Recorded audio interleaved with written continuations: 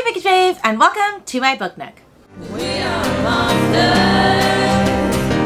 We give and we take. For those that are new around here, the name's Rainy Barton. I read all different types of genres. I just like to read everything, so if you're interested in that, please like and subscribe to my channel down below. It really helps my channel grow. Today's video is one of my favorites to film, not because I like to roast books, but just because it's always fun to listen to why people didn't like books. And so today we are going to be talking about my worst books of 2023. Now I have 13 books to share with you on this list, but before we do any roasting, I want to put a huge disclaimer out there that these are my opinions. These are books that I just did not enjoy. Some of them, maybe they weren't for me. Maybe they weren't the right time. Maybe they're actually just bad books, some of them. However, it is my opinion. So if you liked these books, please do not get offended that I did not enjoy them like you did. I'm sure there are books that you absolutely hated that I think are like God's greatest works. Okay? Everyone is different. Everyone is entitled to their own opinion. And if you don't like my opinion, or you don't like hearing negativity towards books, then do not watch this video. Okay? Okay. So, with that being said, let's talk about 13 books that I did not enjoy in 2023.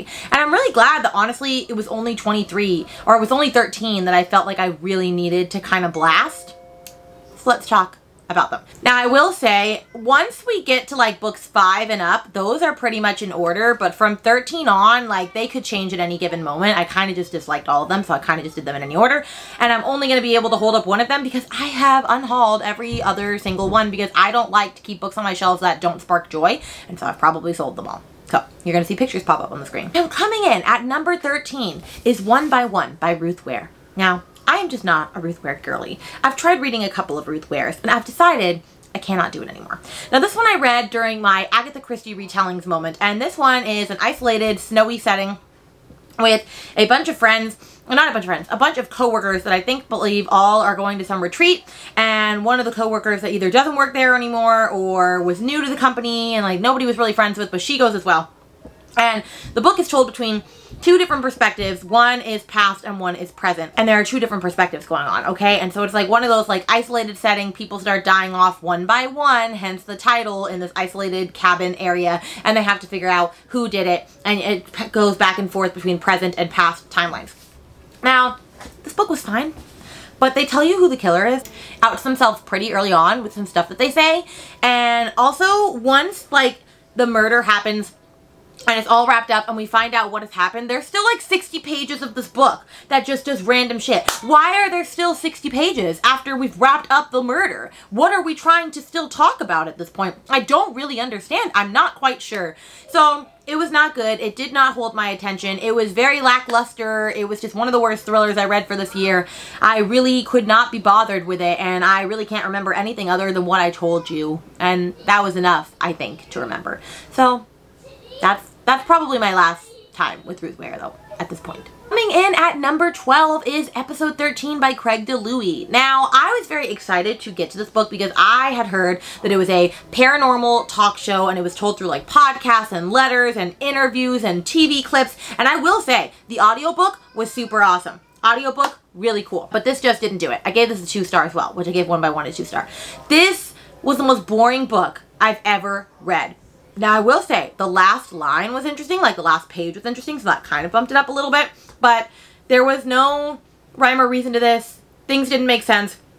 I didn't care about any of the characters. They were all annoying, and honestly, the audiobook was the only good thing salvaging this, so other than that, I would just say I do not recommend. It was incredibly boring, and that's all I have to say on this book. It just was not a good time, so I'm not going to waste a lot of time on this one anymore. We have coming in at number 11, Plastic Monsters by Daniel J. Volpe, which I read this in February for, I believe, reading with Riley's book club, which I've now decided I don't always vibe with the books on that. Like, I still think the book club is awesome, and I read the ones that I'm interested in, but I don't read all of them.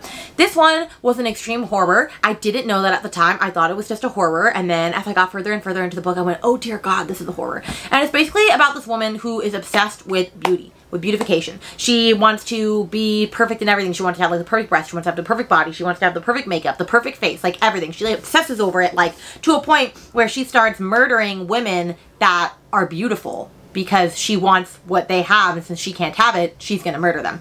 Well, she's also trying to get surgery done on herself for like all of these different beautification pieces, but like no one is willing to do it for cheap because she doesn't have money, and so she finds someone that's willing to do it for cheap, but he's out of practice, and he's out of practice for a reason because he's also crazy, and then stuff goes down.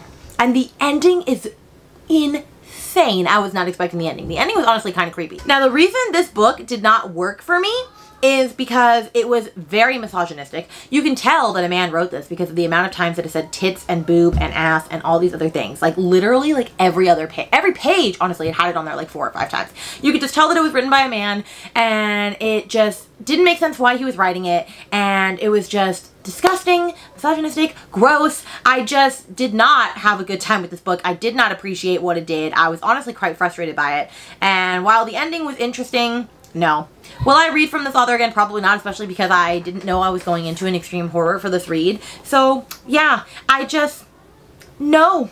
In at number 10 is Just Like Home by Sarah Gailey, which I read this for my haunted house vlogs back in October, where I was trying to read different haunted house books. And I'm not gonna lie, I've read The Echo Wife by her before and I've absolutely loved it. And so I thought this was going to be a fabulous time. And it was, for like the first 40, 50%. And then something happened at 60%. And I was starting to get bored around the 50%. So I was enjoying like the first 30. I got bored halfway. Something happened at the 60% mark and I went, oh damn, we're going there? This is gonna be awesome. And then that's not what happened. I went a completely different way, and the ending was so beyond ridiculous. So beyond ridiculous that I could not get on board with it, and it tanked it and put it all the way to a 2 for me. And I'm very saddened by it, because this book had potential. It really did. It's about a haunted house. This woman that her mom gives her a call, and she's estranged from her mom, and basically says, you need to come back home because her dad has passed away, and her dad, so the mom still lives in the house, but basically her dad was a serial killer. And so she has to come back to the house that she grew up in, where her dad was murdering people, and help her mom sell the house. And then, of course, creepy shit starts going down in the house. And so it's a haunted house story, but also like a serial-y, killer-y type story. And it really did, like I said, have great promise, but it fell short. It really did. I just could not get on board with the ending. And it really sucks when a book tanks the ending for you. So that is unfortunate. I will probably read more from Sarah Gailey because I really did enjoy The Echo Wife, but this was a miss. Coming in at number 9 is Mothered by Zoya Stage. Now, I read this for a taste test vlog that I did in a collab video with Haley Hughes, and we both read a couple of Zoya Stages, and we loved Baby Teeth. We both did not like Mothered, and Mothered was also on her worst books of the year list. It was not good, okay? It was one of those COVID pandemic books, which I don't really care for, which is about this mom and, you know, mom and daughter who are like super estranged. They don't get along very well, but they decide to like move in together because of the pandemic or something. And then there's this whole other plot line about the daughter being a catfisher of men, and that never really goes anywhere. And then like weird stuff starts going on between the mom and the daughter, but I just didn't care for it. And there was something that was introduced in the very, very beginning of the book that was interesting and wasn't discussed again until the very, very end of the book, and it didn't make sense. And the book would have been much more interesting if they had gone down that plot line instead of where they went. And it was just boring. I didn't see a point to this book. It didn't make sense. I did not enjoy it. Honestly, I only finished it so that me and Haley could talk about it, or else I would have DNF'd like early on, and we probably both should DNF'd because it was so bad. Honestly, I should have probably made this the worst book because I hated this book so much, but it's fine. It's fine. You know what it is? It's fine. It is on this list, and that is all that matters, but I would not recommend you read Mothered. Not even a little bit. Coming in at number 8 is The Writing Retreat by Julia Bartz. Yes, I am very sad that I did not enjoy this book, as it was a new anticipated release for this year from Book of the Month. Now, I will say, this one took me on a ride, okay? I enjoyed the book in the sense that it was a good time, okay? I was interested from the whole entire thing. However, it's not good, well written. It's very sloppy. It makes no sense. And there were just too many plot holes that could not be ignored. And also, it just got really, really weird sexually. It was a thriller, and it had really weird, creepy sexual moments. Like, I don't really know how to explain it. But basically, it's about these 2 girls that are not friends anymore because of something that happened in college. But they both are writers, and they end up competing in this competition to get to go to, like, this mansion with, like, this well-renowned publicist writer woman. And 5 people are selected to go and basically write a story in a week while they're there, and whichever one is the best, she will help like publish and produce and like help get out there in the open. And the 2 friends, of course, get 2 of the spots, so they have to confront their like awkward friendship stuff. And then there's also the 3, but then like people start disappearing and things start getting weird. And so It also had great promise. All of these books had great potential, friends. When I tell you they had great potential, they did. But this one went off the rails. Like, it was one of those unhinged, crazy books. And sometimes I'm good for a good unhinged moment, okay? But this was not that. This was just weird. This was wild. It didn't make sense. It had too many plot holes. And by the end of it, I was just like trying to hold on for dear life to just find where this book ends and where it begins, okay? So it was not good. It was not good. Coming in at number 7 is Motherthing. This is the very first book that I read for 2024 or 2023. And it was also for Reading Riley's book club, which I've learned. Reading Riley, we don't have good book selections. At least for me, we don't. And this one, it had a beautiful cover and it looked interesting. It looked weird. It looked bunny weird, okay? So I thought I was going to enjoy it because I loved Bunny and I loved Catherine House, and that is not what happened. So this one, if I remember correctly, is also about a mom. It's about a married couple and they have to move in with the mom, or the mom moves in with them, the mom of the dad. And the mom absolutely hates the daughter and is trying to get the dad to or the husband to get rid of the wife, but she's also insanely sick. And so the woman is hoping that the mom will just die soon, and the dad's struggling with all this grief, and then weird stuff goes on. When I tell you, I don't even understand this book. I'm not gonna lie, I liked it up until like about the 70-80% mark, and then the woman does something, and all I'm gonna say is Kung Pao chicken. That's all I'm gonna say. There's something that happens with Kung Pao chicken, and it doesn't make any sense, and I don't understand why it happened, and I don't understand how she got away with it. I don't understand, and I need someone to tell me what happened there, okay? This is very unhinged as well. And I was enjoying the book for most of it until the end. The ending tanked it. Gave it a 2-star. I'm so very saddened by this. So, it was the first book of the year that I read. It did not set us off to a good beginning, but you know, sometimes things don't turn out the way that you want. And I'm not going to read that ever again. Coming in at number 6 is The Prisoner by B.A. Paris. This is the second B.A. Paris book that I've read. I read her most popular one, Behind Closed Doors. Absolutely loved it. Fabulous time. I read this. Terrible. Bad. Would not recommend. The first half was great. Very intriguing. Absolutely loved it. It was the best thing ever. Okay? Very intriguing. And then the second half, there were so many twists. So many plot holes. So many things that happened that, like, honestly, I don't know if the author can even explain to you what happened in this book. It was that beyond confusing. Like, so bad. It was like 2 different books, honestly. Like, I can't even believe that the same author wrote the first half and the second half of this book, because it did not make sense. Now, the biggest issue with this book is on the cover, like, you know, where it says, like, what the book is about. It talks about a character. And there is no character named that. They had a freaking typo, on the dust jacket. And it is a huge typo. It is a big problem that you have this typo, because for like 20, 30 pages of the book, I was like, who the hell is Clay? Or whatever it was when it's supposed to be J. Okay? It is a bad typo. And the fact that a huge publishing company did not catch that is beyond me. So that was the first mistake with it. But it had so many other mistakes beyond that. This was just a bad book, okay? Now, if you are going to read it, read the first half and then just be done with it. But it is supposed to be a kidnapping story about a woman that like works for this rich company and then ends up getting kidnapped for some reason. And then the second half with the kidnapping, crazy. Would not recommend. 0 stars. Crazy. Would not recommend. 0 stars. Okay? So just keep that in mind. This book is crazy. And I still can't believe the publishing issue that happened. I really can't. If you think about it, I can't think about it too hard because I'm just appalled.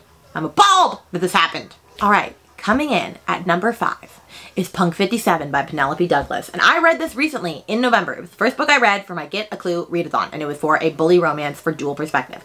And so it's between Misha and someone else. Can't remember. But it is a teen romance, I'm pretty sure, about this boy and this girl in high school. And they are pen pals. And they've been pen pals since they were like in middle school or something like that. And they've never met each other. They've never sent pictures of each other.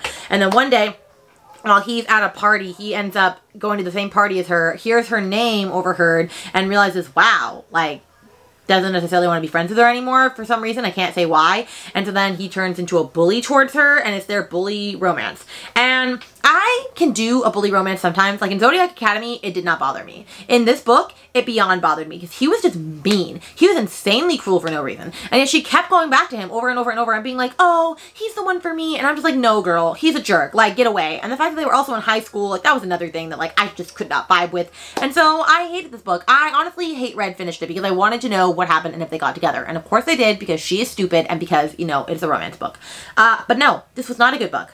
It was so beyond awful, the things that he would say, and then he'd be like, I'm a macho man, so I can treat her any way I want. No, you cannot treat women any way that you please. It was garbage, mind you. It was garbage. So I'm very upset by that, because that is the first Penelope Douglas that I've read. But I do want to still read like Birthday Girl and Credence and her Corrupt series, so like I'm not cutting her off, but like I should have known not to start with that, because I was never expecting to love it, but you know, I read it, it's off my shelves, and we're over and done with. Coming in at number 4 is the only one that I have a physical copy of, and honestly, it pains me to say this book, and you'll know why in a minute, and that has Always Been You by QB Tyler. Now, why does it pain me to do this? 1, because it's a BIPOC author, and I don't want to bash them, but 2, because it is literally signed to me, okay? It is signed to me, because she was selling some of her books signed, and I had never read a QB Tyler before, and so I picked 3 that looked interesting to me, and I picked 3, and I have 3 that are signed by her, including 2 of her newest ones. I did not realize at the time, now I knew that she writes taboo romances, okay? I knew that. I went into this knowing that. I did not know that she went as taboo as to write a forbidden stepbrother, stepsister moment, which is what this book is. Now, I know what you're saying. Rainy, it's taboo. Can you really, like, 1 star this book? You can, because this is why, okay? So, yes, this is about our girl Gabby and James, and Gabby is like 10 years younger than her stepbrother, and she was, or not even stepbrother, adopted siblings. They're adopted siblings. She was adopted into their family when she was little, so she was a baby and he was 10. And now she's in college and she's like 19 or something, and he's 29 or whatever. And it's their relationship, their forbidden relationship. But the reason that this is getting such a bad star is because there were so many moments where they are reminding us of how big their age difference is. Like, there was literally one point where they were effing, they were banging, and she's literally going, remember when I was like learning to walk and you helped me? Really? That's disgusting. I literally texted pictures of this to my friends in this group chat to show them like how weird and crazy this book was, and they were like, Rainy, what the hell are you reading? Like, this is incest at this point. I wish I could find a part where they say stuff where I'm just like, this is ridiculous. And I couldn't get past it. I couldn't get past it. I couldn't get past the step sibling thing, like the adopted sibling thing. I couldn't. It was just too weird, okay? I'm really, really sad. I'm not going to get rid of this book because it is signed to me, and because, you know, I feel bad, but I can't, okay? It was just too much. If they hadn't have kept saying that every page, I could have like gotten along with it, okay? I could have like taken it for what it is. Like, it's a taboo romance. But that was too much, fans. That was where the line is drawn. Coming in at number 3 is Icebreaker by Hannah Grace, which I read at the beginning of December. I know, there were a lot of people that had this on their best books of the year, and so if you're gonna get offended by what I'm about to say, then you need to click out. You need to click out, okay? This book is not good. So it is an enemies to lovers romance, emphasis on the enemies to lovers. It is also a hockey romance. No, it is not. So it is about Nathan and Anastasia. And Anastasia is a figure skater, and Nathan is the captain of the hockey team. And they end up having to share a rink for a couple of weeks because of a prank that some other hockey people did to like one of the rinks, but they have to share a rink. And she decides that she hates the hockey players, even though they've never done anything wrong to her. And she decides to start being a bitchy bitch to Nathan. And Nathan is this cuddly golden retriever of a man who is never mean, never awful, and he really has a crush on her for some reason. I don't know why, but she's awful to him. She's awful for no reason. And then within like 30 pages of the book, after she's been really, really awful to him, they get it on in like a room upstairs at some random ass party when she's been nothing but mean to him. And then the whole relationship, the whole book, it's her bouncing back and forth with being like, oh, I don't think that you can get my love yet because whatever, like, I'm just gonna like be an awful person to you. And he's nothing but kind to her. There's nothing but kindness to her. So there was that. So they were never enemies to lovers. It was him always liking her and her just being a bitch for no reason, okay? They never talk about hockey once, never actually play the game of hockey. Hockey never actually happens. They go to practice and they pan out to the next day, okay? There's never any actual talk of hockey, so do not take this as a hockey romance. Second, there were some very cringe sex scenes. They had sex literally every other page of the book. I was literally texting my friends like Neva, Brittany, and Kelsey saying if they have sex again within the next 2% of this book, I'm DNFing, okay? But I honestly hate read this because I hated it so much. And then there was a part, I kid you not, where there are a bunch of them in a limo and he is doing something with his finger to her in the limo while there are people sitting next to him, like right next to them. Are you joking me? Are you joking me? Okay, I can't even make this up. I can't even make this up. It was so bad.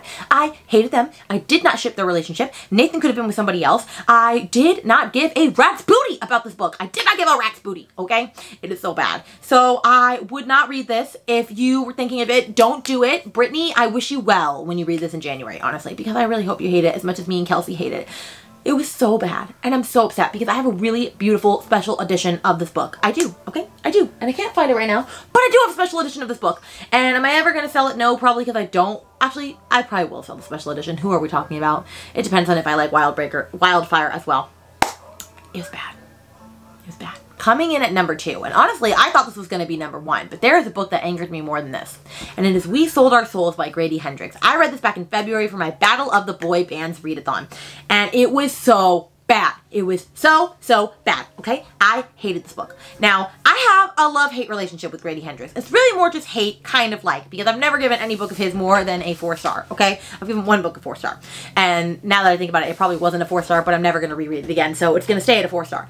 But this book was supposed to be like a band, rock and roll type book about this band that's getting back together. However, when I tell you that I have no idea what was going on after 20% of this book, and that I was listening to it on like 4 times speed just to get this book over as quickly as possible. I cannot explain to you what happened in this book.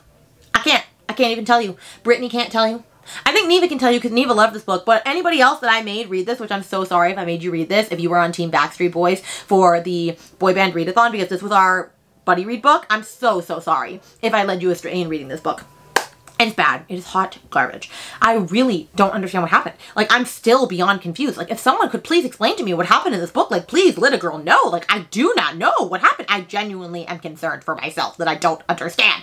Okay? So, it was not good. And I'm very sad. And will I ever learn to stop reading from Grady Hendrix? No, I'm honestly going to keep reading him until I die, honestly. I gotta finish. I only have like 2 more books of his to go, okay? But I would not recommend. I would not pass go. This was awful, and I can't even fathom why this book was written, if we're being freaking honest. And number one, Coda, if you're watching this, I apologize because I know you genuinely loved this book. But why does anyone love this book? It is Cabin at the End of the World by Paul Tremblay. Now, I have not watched the movie yet, and I've heard that they changed the ending. Thank God, because let's talk about this book, shall we? This book is about this family, this gay couple, and their adopted kid, and they are in a cabin in the middle of like the woods for like a family vacation.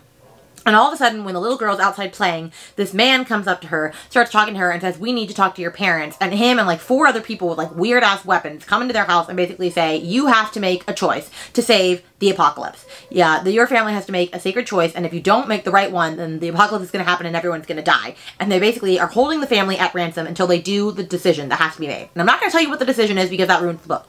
However, when I tell you that this whole book happened, and the whole premise of the book gets ignored at the end of it, like they pretend like the whole thing didn't just happen, I can't. And when I tell you that they made a choice about killing a specific someone that I cannot get behind, and there was no reason for it, It was just because I can't get behind it.